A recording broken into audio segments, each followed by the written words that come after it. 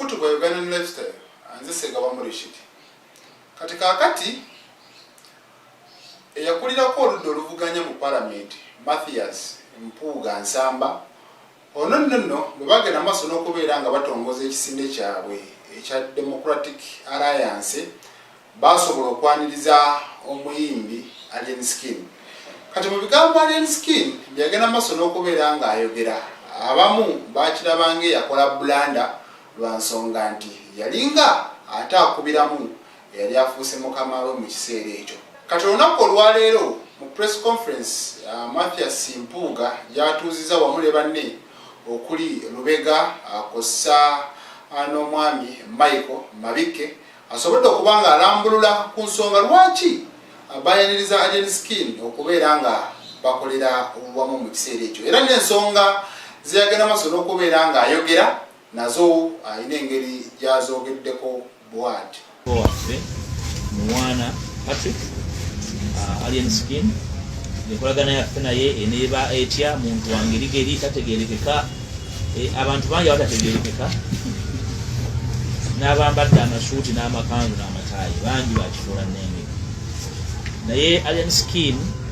kifaananyi ky'abavubuka abato abataaweebwa budde na mukisa bumbibwa kubajja mu bantu abategeerekeka. Ayinza otafuuka nze owabuku neefaananyirizaako, naye yasaba ayambibweko abeeko naye byakyusa. Ndowooza naye yatambudde nga yesitala nga yeekoona alina byasanze nga yeetaaga okuyambibwa. Kati ebyo nga bikyali bwe bityo, Frank Gashumba naye asobodde okubeera nga awulira mu nsonga za Abamakasi. Ono nno ojjukira mutabani wa Kamiliyoni olunaku olwaleero amawulire ge tukeereddemu kwe kuba nti yasobodde okuba nga ayogera ku nsonga n'obulwadde obuluma kitaawe. Ono ensonga zonna azeetoololezza ku mwenge nti alina acute pancreatitis.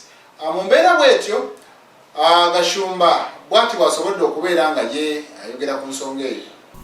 Kamiliyoni ayinza otufaako enkya singa takyusa. Omwana ayogedde ku mwenge. Mwana genze ekitabo ni taata wange mwenge. Yes, omwenge gusa abantu baffe nawe b'omanyi. Waliwo omuntu omukulu ennyo mu ggwanga muno ndooza mu hierarchy y'abataano abasooka mwali. Singa kyava ku mwenge singa mufu. Ngenda mulabe leero. Jose.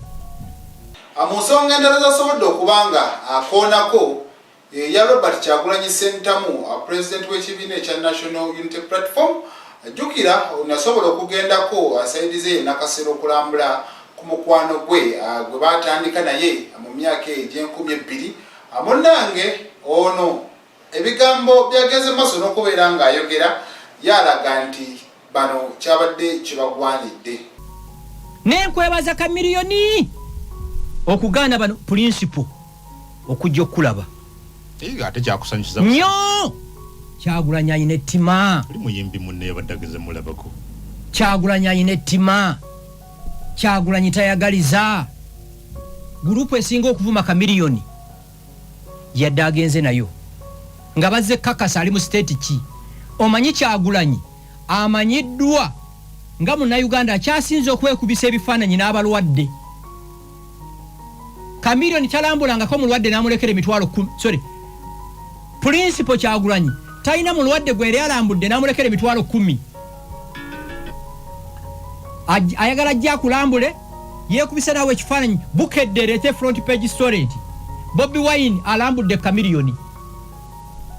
Mu bajegabe bano baluuza bo balowooze nti nno principal yakyalidde mukwano gwe. Tewali mu Uganda wano tewali muyimbi ayina ttima nga Bobi Wine.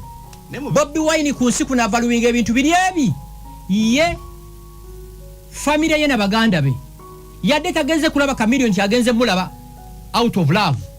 Yadde agenze kakasa afaddi kifaananyi kikyenfuna.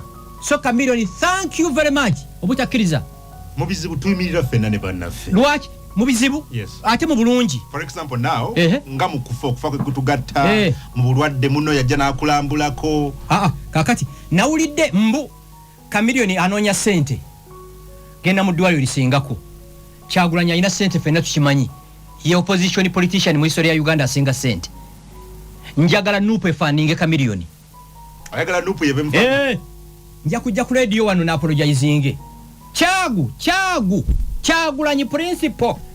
Otulaga nti oyagala Chameleone.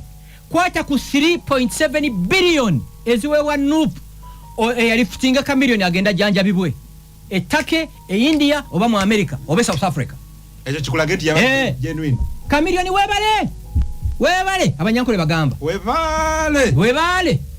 Yadde agenza ku showbiz. Teri kirala. Okiwulidde? Ku showbiz mu bulwadde. Njagala Bobi Wine andageyo. Nti yakyalira omulwadde bwaki namulekera emitwalo 5. Bobi Wine amenya rekodi. Katolu Bwama bwe yafa. Abantu ne bagamba kino genda mu Guinness Books of Records. Yawama buguga miliyoni emu. Tekibanga abantu ne bagamba kino tekibanga wo. Era ne ba proposing ku social media nti ezo sente baziwange mu frame. That's him. So Chameleone webale. Tebatira kukiraba. Chameleone tukusabira owona obulwadde. Ne katuna baba kuonyeza obulwadde weekube mutima. Kale wamona ensonga ezo atujja kubeera nga tweyongera okubeera nga tukwatagana mu mboozi endala zitumira tubateereddeyo nze Segaba Murishid.